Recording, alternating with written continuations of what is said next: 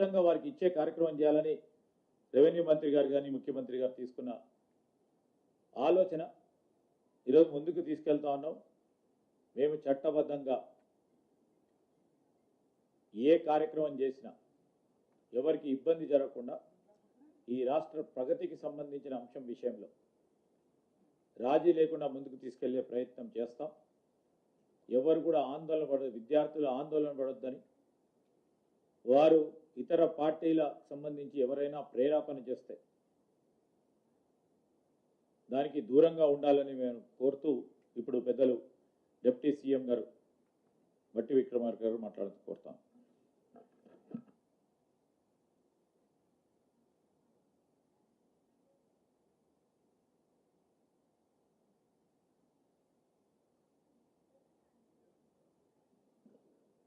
Media మిత్రులందరికీ ముందుగా నా హృదయపూర్వకమైనటువంటి నమస్కారాలు. శ్రీధర్ బాబు గారు గౌరవ రాష్ట్ర మంత్రివర్యులు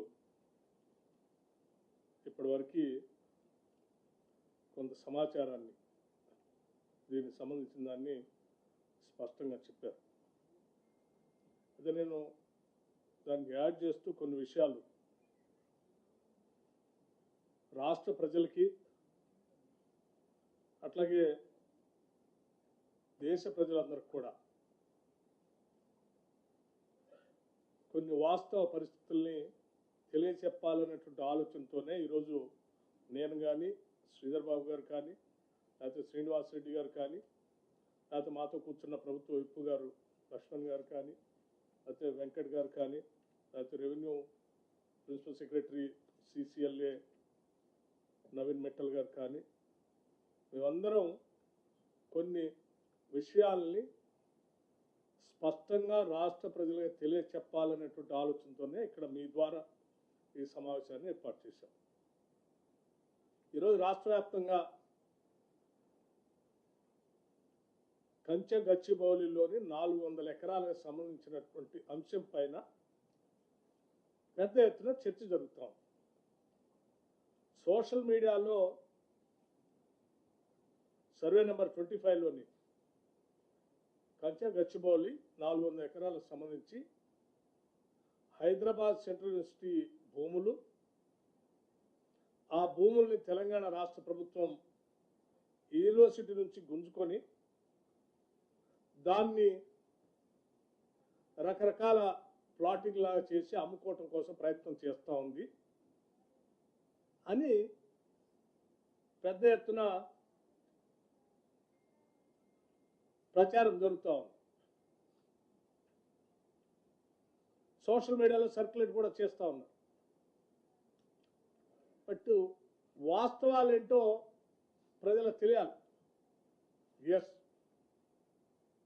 ఒకప్పుడు 2024 13/1/2024 వరకు ఈ 400 ఎకరాలు హైదరాబాద్ సెంట్రల్ యూనివర్సిటీతోనే ఆ రోజు ఉందని యూనివర్సిటీ వాళ్ళంతా కూడా భావించారు.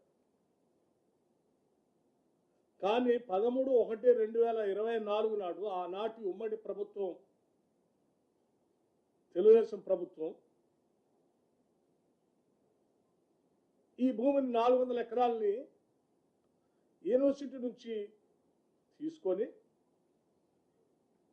ఐఎంజీ భారత స్పోర్ట్స్ ఏదో తీసుకొని వస్తుందని ప్యాట్రా, బిల్లీరావు లాంటి వాళ్ళని ఈ 400 ఎకరాలు ఇచ్చేశారు. అలాట్ చేస్తే ఆ 400 ఎకరాలు అలాట్ చేస్తూ, సరే ఇది యూనివర్సిటీ ల్యాండ్ కదా మరి మాకేంటి, మేము అట్లీస్ట్ ఎట్లా అంటే, సరే ఆనాటి ప్రభుత్వం ఆ 400 ఎకరాలకి ఎక్స్చేంజ్గా అంటే బదలాయింపుగా 397 ఎకరాలు 400 ఎకరాలకి ఎక్స్చేంజ్గా బదలాయింపుగా ఆనాటి ప్రభుత్వం 397 ఎకరాలు అదే యూనివర్సిటీకి ఆనుకొని గోపన్పల్లికి అటుపక్కన రాష్ట్ర ప్రభుత్వం ఆ యూనివర్సిటీకి ఇవ్వటం జరిగింది. అంటే in exchange of this 400 acres 397 ఎకరాలు అంటే that is also nearing about 400 acres. ఆనాడు యూనివర్సిటీకి ఒప్పచెప్పటం జరిగింది. దానికి సంబంధించిన ఆనాటి పంచనామా పేపర్లు కూడా, అంటే రాష్ట్ర ప్రభుత్వానికి సంబంధించిన అధికారులు, రెవెన్యూ అధికారులు, యూనివర్సిటీ అధికారులు కలిసి సంతకం పెట్టినటువంటి కాపీలకు సంబంధించిన సమాచారాన్ని, అంటే రాష్ట్ర ప్రభుత్వ రికార్డ్స్లో ఉంది, ఈ సమాచారాన్ని మీకు పూర్తిగా అందించాలనే నేను ఈరోజు ఈ సమావేశం మీకు పెట్టి వాస్తవ పరిస్థితులు చెప్పాలని. అంటే ఇప్పుడు మనం మాట్లాడుకునేది, ప్రజలు సర్క్యులేట్ చేసేది ఈ 400 ఎకరాలకు సంబంధించి ఆల్రెడీ ఎక్స్చేంజ్ ఆఫ్ ల్యాండ్ యూనివర్సిటీకి ఆ రోజు ఇచ్చేశారు. అది ఈ 400 ఎకరాలు ప్రభుత్వానికి అప్పచెప్తున్నట్టు, దాని బదులు ఇంకో 397 ఎకరాలు మేము తీసుకున్నట్టు యూనివర్సిటీ అధికారులు, ఆనాటి రెవెన్యూ అధికారులు ఇద్దరు కలిసి సంతకాలు పెట్టించిన కాగితాలు కూడా మీకు మీడియా మిత్రులకి నేను అందజేస్తాను. దయచేసి ఇవన్నీ వాస్తవ పరిస్థితులు ప్రజలకు తెలియాలి. ఎందుకంటే అబద్ధాలు మీదనే బతుకుతున్నటువంటి కొన్ని రాజకీయ పార్టీలు అడ్డగోలు సమాచారాన్ని ఏదో రాష్ట్ర ప్రజలకు ఇచ్చి ఓ తప్పుడు ప్రచారం చేసే ప్రక్రియకి పెద్ద ఎత్తున తెరలేపారు. అంటే వేరే దొరక్క, అందుకే వాస్తవ పరిస్థితులు ఇవ్వాలని రికార్డు తీసుకుని వచ్చి చెప్తున్నారు. పాపం తెలియనటువంటి వాళ్ళు చాలామంది ఇది నిజమైన అనుకొని యూనివర్సిటీకి సంబంధించిన భూమిని రాష్ట్ర ప్రభుత్వం గుంజేసుకుందేమో, దానిపైన చేస్తుందేమో, లేకపోతే ప్లాటింగ్ చేసి అమ్ముకోవడానికి ప్రయత్నం చేస్తుంది అనుకున్నారు. కాదు, రాష్ట్ర ప్రభుత్వం, ఆనాటి ప్రభుత్వం సరే ఎక్స్చేంజ్లో ఆ ల్యాండ్ యూనివర్సిటీకి వస్తే యూనివర్సిటీ వాళ్ళు బాగానే ఉన్నారు, వాళ్ళ ల్యాండ్ వాళ్ళకి వచ్చింది. కానీ ఈ 400 ఎకరాలు ఎక్కడ పోయింది? ప్యాట్రా బిల్లీరావు అనేటువంటి ఐఎంజీ భారత్ అని ఒక ఫ్రాడ్ కంపెనీకి పోయింది. అనేది రాష్ట్ర ప్రజల ఆస్తి, సొమ్ము కదా, ఈ ఆస్తి ప్రజలకే ఉండాలి, రాష్ట్రాలకే ఉండాలి కదా అని ఆ తర్వాత వచ్చినటువంటి కాంగ్రెస్ ప్రభుత్వం, రాజశేఖర రెడ్డి గారి నాయకత్వంలో ఈ అలాట్మెంట్ ప్రైవేటు వ్యక్తులకు అలాట్ చేసినటువంటి భూమి రాష్ట్ర సొమ్ము, రాష్ట్ర ఆస్తి, ఈ ప్రజలకే ఉండాలి. ఇది అటువంటి ప్యాట్రా బిల్లీరావు లాంటి ఐఎంజీ భారత స్పోర్ట్స్లో పోతే ఎట్లా అని వారు 21/11/2006 నాడు ఆనాటి కాంగ్రెస్ ప్రభుత్వం దీన్ని క్యాన్సిల్ చేసింది. ఎవరికి? ప్యాట్రా బిల్లీరావు ఆ ఐఎంజీ స్పోర్ట్స్కి ఇచ్చిన ల్యాండ్ని క్యాన్సిల్ చేసి ఇది గవర్నమెంట్కే ఉంటుంది, ఇటువంటి వాళ్ళ చేతిలో ప్రైవేట్ వ్యక్తులు పోవటానికి వీల్లేదని తీసుకొస్తే వారేం చేశారు? నాకు ఆల్రెడీ గత ప్రభుత్వం రాసి ఇచ్చేసింది, మీరు క్యాన్సిల్ చేసి తీసుకుంటే ఎట్లా అని హైకోర్టులో సవాల్ చేస్తూ IMG Bharat writ petition number 24781 ద్వారా గౌరవ ఆంధ్రప్రదేశ్ హైకోర్టులో రిట్ పిటిషన్ ఇచ్చారు. ఇది మాకే ఉండాలి, మళ్ళీ మీరు క్యాన్సిల్ చేసి రాష్ట్రానికి తీసుకోవడానికి వీల్లేదని. అంటే ఒక ప్రైవేట్ వ్యక్తి రాష్ట్ర ప్రభుత్వాన్ని తీసుకున్న ఆస్తిని లేదు నాకే ఉండాలి, నాకు గత ప్రభుత్వం ఇచ్చింది, నువ్వు ఎట తీసుకుంటావు అని రిట్ పిటిషన్ వేసింది. ఆ రిట్ పిటిషన్ వేస్తే కాంగ్రెస్ ప్రభుత్వం ఆ రోజు క్వశ్చనే లేదు, ఇది ప్రజల ఆస్తి, ప్రజలకే ఉండాలి, రాష్ట్రానికే ఉండాలని గట్టిగా ఆనాడు హైకోర్టులో కొట్లాడుతూనే వచ్చింది. సరే, తర్వాత క్రమంలో రాష్ట్ర విభజన జరగటం, 2014లో మరి మనందరూ తెలిసిందే టీఆర్ఎస్ ప్రభుత్వం అధికారంలో రావటం, 2014 నుంచి 2023 వరకు 10 ఏళ్ళు అధికారంలో ఉన్నారు. ఈ బిల్లీరావు ఐఎంజీ భారత్ లాంటి వాళ్ళకి చేతుల్లోకి భూమి పోవద్దని ఆనాటి కాంగ్రెస్ ప్రభుత్వం అది క్యాన్సిల్ చేసి కొట్లాడింది. మరి మన ప్రత్యేక రాష్ట్రం వచ్చింది, మన ఆస్తులు మనకే ఉండాలా, మన బిడ్డలకే చెందాలా, ఈ రాష్ట్రానికే సంపద పెరగాలని కదా ప్రత్యేక రాష్ట్రం తెచ్చుకుంది. మరి దానిపైన ఈ 10 ఏళ్ళు అధికారంలోకి వచ్చిన టీఆర్ఎస్ ప్రభుత్వం గట్టిగా కొట్లాడి ఆ భూమిని తెచ్చుకోకపోగా గాలికి వదిలేసింది. గాలికి ఎందుకు వదిలేసిందో తర్వాత చెప్తున్నాను. అది ప్రైవేట్ వ్యక్తుల చేతుల్లోనే ఉంటే, ఈ ప్రభుత్వానికి రాకుండా ఉంటే ఆ ప్రైవేట్ వ్యక్తుల చేతుల్లో నుంచి ఇంకో రకంగా ఎట్లా చేసుకోవచ్చో సరే రకరకాలైనటువంటి ఆలోచనలు ఉండి దాని మీద గట్టి కొట్లాడాలి. మేము మళ్ళీ ఆ 2023లో జరిగిన ఎన్నికల్లో గట్టిగా కొట్లాడి ప్రజల ఆస్తులు ప్రజలకే ఉండాలా అని చెప్పి ప్రజలకు ఇచ్చి వాగ్దానాలు ఇచ్చి మేము అధికారంలోకి వచ్చిన మరుక్షణమే ఇది ఆనాటి నుంచి ఇది ప్రజల ఆస్తి, ఇది ఏదో బిల్లిరా పేట్రా చేతుల్లో పోతే ఇది చాలా వేల కోట్ల రూపాయలు విలువైనటువంటి భూమి, ఇది వాళ్ళకే వదిలేయకూడదు, మనం గట్టి కొట్లాడాల్సిందే, ఇది ఏదో రకంగా రాష్ట్రానికి తేవాల్సిందే అని చెప్పి రాష్ట్ర ముఖ్యమంత్రి రేవంత్ రెడ్డి గారి నాయకత్వంలో ఈ రాష్ట్ర కేబినెట్ గట్టిగా నిర్ణయం తీసుకొని ఎట్టి పరిస్థితుల్లో ఇంచి భూమిని కూడా వదిలిపెట్టడానికి లేదు, ఇది ప్రజలకే చెందాలని చెప్పి హైకోర్టులో కొట్లాడి దీనిపైన కేసు గెలిచి ఆ భూమిని అంతా రాష్ట్రానికి తీసుకొచ్చారు. ఎస్ఎల్పి నెంబర్ 9265/2024 dismissed on 3/5/2024 అంటే ఆ పేట్రా బిల్లురా వేసిన దానిపైన గట్టి కొట్లాడి మంచి అడ్వకేట్ను పెట్టి ఎట్టి పరిస్థితుల్లో దీన్ని రావాలని చెప్పి పోరాటం చేసి తీసుకొచ్చి వేల కోట్ల విలువైన భూమిని రాష్ట్ర ప్రభుత్వాన్ని తీసుకొచ్చి ఒక సక్సెస్ ఈ ప్రజలకు అందించడం కోసం వేల కోట్ల విలువైన భూమిని రాష్ట్ర ప్రభుత్వం తీసుకొచ్చింది. ఓ రకంగా ప్రైవేటు వ్యక్తి చేతుల్లో వేల కోట్లు పోతున్న ఆస్తిని కాపాడి 10 ఏళ్ళు పట్టించుకోకుండా వాడు గాలికి వదిలేస్తే కూడా మేము రాగానే కొట్లాడి తీసుకొచ్చి ప్రజలకే చెందేటట్టుగా చేసి ఈ ప్రభుత్వ ఖజానాకు తీసుకొచ్చి ఏం చేశాం, రెవెన్యూ డిపార్ట్మెంట్ నుంచి ఈ రాష్ట్ర ప్రభుత్వానికి సంబంధించిన ఇండస్ట్రీస్ టీజీఐసి చెప్పే ప్రైవేట్ వాళ్ళ చేతిలో పోవద్దు. టీజీఐసి ఎవరిది? Revenue department. రాష్ట్ర ప్రభుత్వానికి ప్రజలు. అంటే కొన్ని వేల కోట్ల రూపాయలు విలువ చేసే భూమిని మేము కాపాడి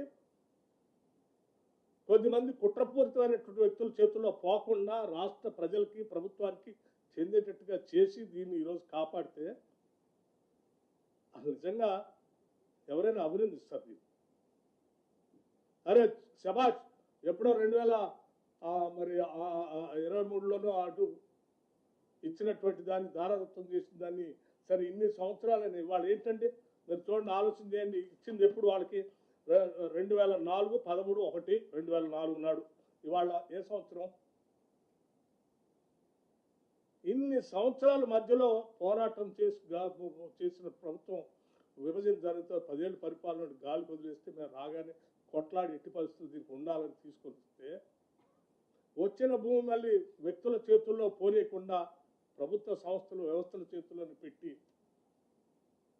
దీన్ని ఏదో రకంగా ఈ రాష్ట్ర ప్రజలకే ఒక ఆస్తిని సృష్టించాలని మేము ప్రయత్నం చేస్తున్నాం. ఎందుకంటే ఈ రాష్ట్రము కొన్ని సంవత్సరాల పాటు పోరాటం చేసింది అస్తిత్వం కోసం, ఆత్మగౌరవం కోసం. దశాబ్దాల పాటు ఈ రాష్ట్ర యువత మన రాష్ట్రం మనకు వస్తే ఉద్యోగాలు వస్తాయని ఆశపడి ఉద్యోగాల కల్పన కోసం పెద్ద ఎత్తున మన ప్రత్యేక రాష్ట్రం ఉంటే మనందరికి ఉద్యోగాలు వస్తేనే తాపత్రయంతో పోరాటం చేసి రాష్ట్రం తెచ్చుకుంటే వాళ్ళందరికీ 10 ఏళ్ళు ఉద్యోగాలు కల్పించలేక గాలికి వదిలేస్తే బాధపడుతున్న నిరుద్యోగ యువతీ యువకులకి మనం ఇటు ప్రభుత్వ పరంగా ఉద్యోగ అవకాశాలు కల్పించడమే కాదు, ప్రైవేట్ పరంగా కూడా కొన్ని ఇంటర్నేషనల్ స్టాండర్డ్లో ఉన్నటువంటి వ్యవస్థలు తీసుకొని వాళ్ళ అవకాశాలు వచ్చేటట్టుగా ఒక పక్కన ఆస్తిని సృష్టిస్తూనే ఇంకో పక్కన లక్షలాది మంది నిరుద్యోగ యువతీ యువకులకి ఉద్యోగ అవకాశాలు కల్పించాలని మేము తాపత్రయపడి పనిచేస్తా ఉన్నాం. ఇందులో మా స్వార్థం కానీ లేకపోతే మా మంత్రివర్గ సహచరుల స్వార్థం కానీ లేకపోతే ముఖ్యమంత్రి రేవంత్ రెడ్డి గారి స్వార్థం కానీ వ్యక్తిగతంగా దీన్ని వాడుకునేది లేదు. ఈ రాష్ట్ర యువత కోసం, రాష్ట్ర ప్రజల కోసం వాడుతున్నట్టు వాళ్ళు ఒక్కసారి ఆలోచించి ఆ రోజుల్లో హైటెక్ సిటీకి ఆనాటి ముఖ్యమంత్రి నేదురుమల జనార్దన్ రెడ్డి గారు, రాజీవ్ గాంధీ గారి ఆలోచన మేరకు కంప్యూటర్ రెవల్యూషన్ ఈ దేశంలో కూడా తీసుకొని రావాలని చెప్పి వారు ఫౌండేషన్ వేసి ఆ తర్వాత వచ్చినటువంటి ప్రభుత్వాలు వాటి కంటిన్యూ చేస్తే ఇవాళ మనం Hitech City phase 1, Hitech City phase 2, ఆ తర్వాత ఫైనాన్షియల్ సిటీ, ఆ తర్వాత నాలెడ్జ్ సిటీ, ఇవన్నీ రావటం వల్ల లక్షలాది కోట్ల రూపాయలు ఇక్కడ ఇన్వెస్ట్మెంట్స్ వచ్చినాయి. అవన్నీ ఇన్వెస్ట్మెంట్స్తో వచ్చినటువంటి వ్యవస్థల ద్వారా లక్షలాది మంది నిరుద్యోగ యువతీ యువకులకి ఈరోజు హైదరాబాద్లో ఉద్యోగ అవకాశాలు దొరుకుతున్నాయి. వాళ్ళ వెనుక ఆ రోజుల్లో మరి వీటన్నిటిని ఆలోచించకుండా వదిలేసిపోయి ఉంటే ఈరోజు మన పరిస్థితి ఏంది? ఇవాళ హైదరాబాద్ గ్లోబల్ సిటీగా మారింది. హైదరాబాద్ నగరంలో పెద్ద ఎత్తున లక్షలాది మంది ఉద్యోగ అవకాశాలు దొరుకుతున్నాయి కదా రాష్ట్ర వ్యాప్తంగా అనేక ప్రాంతాల నుంచి నిరుద్యోగ యువత హైదరాబాద్కు వచ్చి ఉద్యోగ అవకాశాలు ఎత్తుకునేది. దీన్ని మనం ముందుకు తీసుకొని వెళ్ళాలి కదా.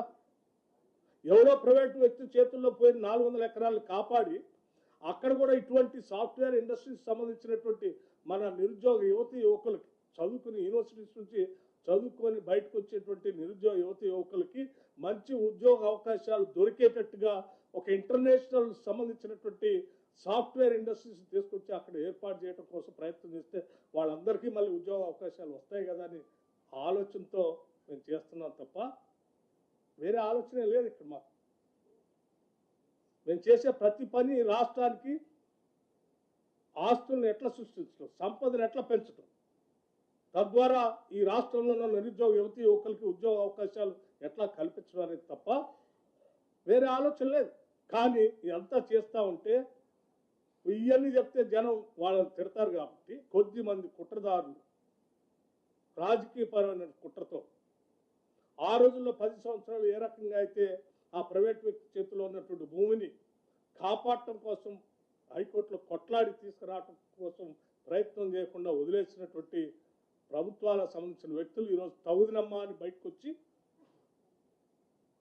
ఇవాళ పెద్ద ఎత్తున యూనివర్సిటీ యూనివర్సిటీ భూములు ఇది వాస్తవాలు చెప్పాలి, ఇది యూనివర్సిటీ భూములు కాదు. ఇది యూనివర్సిటీ భూమిని మేము ఎందుకు ఉంచుకుంటాం? ఇప్పుడే శ్రీధర్ బాబు గారు చెప్పారు, యూనివర్సిటీకి సంబంధించి ఇంచి భూమిని కూడా మేము ముట్టుకోము. ఆ యూనివర్సిటీ అలాగే అక్కడ చదువుకున్న విద్యార్థులుగా చెప్తున్నాం. మాకు కూడా ఎమోషనల్ బాండేజ్ ఉంది ఆ యూనివర్సిటీతో. ఈ యూనివర్సిటీ ఎదగాలని, పెరగాలని, అక్కడ విద్యార్థులు బాగా చదువుకోవాలని, అక్కడ చదువుకున్న విద్యార్థులందరికీ బయటకు వస్తే ఉద్యోగ అవకాశాలు దొరకాలని మేము బలంగా కోరుకుంటున్నాం. చదువుకొని ఉద్యోగాలు లేకుండా బాధపడకూడదని కదా ఆలోచన చేసేసి అక్కడ ఉన్నటువంటి ఏదో మష్రూమ్ రాకుని కానీ, లేకపోతే అంబరెల్లా రాకుని కానీ, లేకపోతే ఇంకొక లేఖని కానీ వాటిన్నింటినీ దేన్ని డిస్టర్బ్ చేసే క్వశ్చన్ లేదు. We believe strongly ecological imbalance ఏం జరగనేయం. రాష్ట్రం హైదరాబాద్ నగరం పొల్యూషన్ ఫ్రీ నగరంగా ఉండాలి. ఇక్కడ ఉద్యోగ అవకాశాలు రావాలి, నగరం పెరగాలి, సంపద సృష్టించబడాలి. అలా సంపద సృష్టించబడితేనే రేపొద్దున ఈ రాష్ట్రంలో ఉన్నటువంటి నిరుపేద ప్రజలందరికీ కూడా సంక్షేమ కార్యక్రమాలు కూడా మేము నిధులు వెచ్చించగలగాలి. ఇన్ని రకాలుగా ఆలోచన చేసి ఈరోజు రాష్ట్ర ప్రభుత్వం ముందుకు పోతుంది తప్ప ఈ సర్క్యులేషన్ ఏది సోషల్ మీడియాలో సర్క్యులేట్ చేసినట్టుగా యూనివర్సిటీ భూములు గుంజుకొని ఈ రాష్ట్ర ప్రభుత్వం అటువంటి పని చేయకపోదు కూడా. ఇది జరిగిన వాస్తవం. సో దయచేసి మిత్రులందరికీ నేను చెప్తా ఉన్నాను, ఈనాడు గట్టిగా కొట్లాడి రాష్ట్ర ప్రజలందరి తరఫున ఈ 400 ఎకరాలని కాపాడి తీసుకొచ్చి ప్రజలకు అందిస్తున్నాం. లేకపోతే మేము కూడా అలాగే గాలి వదిలేస్తుంటే ఈ 400 ఎకరాలు కొన్ని వేల కోట్ల రూపాయలు విలువ చేసేటువంటి భూములు అలాగే అన్యాక్రాంతం అయిపోయేది. ప్రైవేట్ వ్యక్తుల చేతుల్లో పోయి వారితో మమేకమై కొద్దిమంది రాజకీయ కుట్రదారులు ఈరోజు పెద్ద ఎత్తున బయటకు వచ్చి మాట్లాడుతున్న వాళ్ళందరూ వీళ్ళు కలిసి లబ్ధి పొందేవాళ్ళు. కానీ ఆ కొద్దిమంది వ్యక్తులకి కోసం కాదు కదా ఈ వ్యవస్థ, రాష్ట్రం, సంస్థ, పాలన, ప్రభుత్వం ఉంది. ఈ ప్రభుత్వం, పాలన, సంస్థ, వ్యవస్థ, మా పరిపాలన అంతా కూడా ప్రజల కోసమే. కొద్దిమంది వ్యక్తుల కోసం మేము మా ఆస్తుల్ని, మా సంపదను తాకట్టు పెట్టాం, ఎవరి చేతుల్లో కోరాం. ఇది అంతిమంగా రాష్ట్ర ప్రజలకి చెందాలనేది మా అందరి ఆలోచన. ఇది రాష్ట్ర ప్రజల విజయం. 400 ఎకరాలు ఆనాడు వాళ్ళ చేతుల్లో పోయినటువంటి భూమి, 2004లో పోయినటువంటి భూమిని దశాబ్ద కాలం తర్వాత పైబడి మేము పోరాటం చేసి ఆ భూమిని తీసుకొచ్చి రాష్ట్ర ప్రజలకు అందించాం. ఇది రాష్ట్ర ప్రజల విజయం. ఇది యూనివర్సిటీకి సంబంధించిన భూమి యూనివర్సిటీకి ఆనాడు ఎక్స్చేంజ్ చేసి కాగితాలు మీకు అందరికి పంపిస్తాం, వారికి ఇచ్చాం, అది వారితోనే ఉంది. నేను మిత్రులందరూ ఒక విషయం, సరే మీ పేరేమన్నారు? సూరజ్ గారు ఏ పేపరు? Tea news. సరే, నేను ఇప్పటివరకు మీ అందరి ద్వారా రాష్ట్ర ప్రజలకి, చాలామంది వ్యక్తులకి రాష్ట్ర ప్రయోజనాలు కాపాడాలని, ఆస్తులు ప్రజలకే ఉండాలని కోరుకునే వాళ్ళందరికీ కొన్ని వాస్తవ విషయాలు చెప్పాలనే ఆలోచనతోనే ఈ ఆస్తిని ఏ రకంగా ప్రైవేటు వ్యక్తుల చేతుల్లో పోకుండా మేము కాపాడాము, రాష్ట్రానికి అందించాము, ప్రజలకు చెందేటట్టుగా చేశాము, వాస్తవాలతో సహా కాగితాలతో సహా మీకు ఇచ్చాం. ఒక తప్పుడు ప్రచారం, యూనివర్సిటీ ల్యాండ్ని మేము తీసుకున్నాము, మేము తీసుకోలేదని చెప్పడం కోసం ఈ ఎవిడెన్స్ కూడా మీకు అందిస్తున్నాం. In exchange of this land, అక్కడ ఇచ్చిన ల్యాండ్ సంబంధించిన సమాచారం కూడా ఇందులో ఉంది, అది కూడా ఇస్తా ఉన్నాం. సో దయచేసి మీ ద్వారా, విఘ్నులైన మీ ద్వారా రాష్ట్ర ప్రజలకు తెలియాలి, దేశానికి కూడా తెలియాలి. నేను మీ అందరూ రిక్వెస్ట్ చేస్తున్నాను, కొట్లాడి కొద్దిమంది ప్రైవేట్ వ్యక్తుల చేతుల్లో పోయే వేల కోట్ల ఆస్తిని ఈ రాష్ట్ర ప్రభుత్వం ప్రజల కోసం పోరాటం చేసి తీసుకొచ్చిందనేటువంటి కనీస వాస్తవ విషయాన్ని మీరు ప్రజలకు తెలియదు. అమ్మా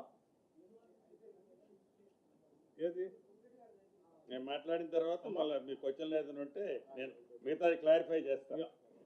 సో నేను మీ అందరికీ ఒకటే రిక్వెస్ట్ చేస్తున్నాను, మీరందరూ కూడా చాలామంది నిరుద్యోగ యువతి యువకుల కోసం పెద్ద ఎత్తున ఈ హైదరాబాద్ నగరంలో ఉద్యోగ అవకాశాలు రావాలని మీరు కూడా కోరుకుంటున్నారు. వాళ్ళందరి తరఫున మీరు కూడా పోరాటం చేశారు. భవిష్యత్తులో వాళ్ళందరికీ మంచి ఉద్యోగ అవకాశాలు వచ్చే విధంగా రాష్ట్ర ప్రభుత్వం చేస్తున్నటువంటి ఈ కార్యక్రమాలు, వాస్తవ విషయాలు ప్రజల దగ్గర తీసుకెళ్లవలసింది విజ్ఞప్తి చేస్తాను. Thank you. పెద్దలు రాష్ట్ర ఉప ముఖ్యమంత్రి వర్యులు బట్టి విక్రమార్క గారికి, సహచర మంత్రి వర్యులు శ్రీధర్ బాబు గారికి, రెవెన్యూ శాఖ ఉన్నతాధికారులు, ఫారెస్ట్ శాఖ ఉన్నతాధికారులు, ప్రింట్ అండ్ ఎలక్ట్రానిక్ మీడియా మిత్రులందరికీ హృదయపూర్వక నమస్కారం. గడిచిన 4-5 రోజుల నుంచి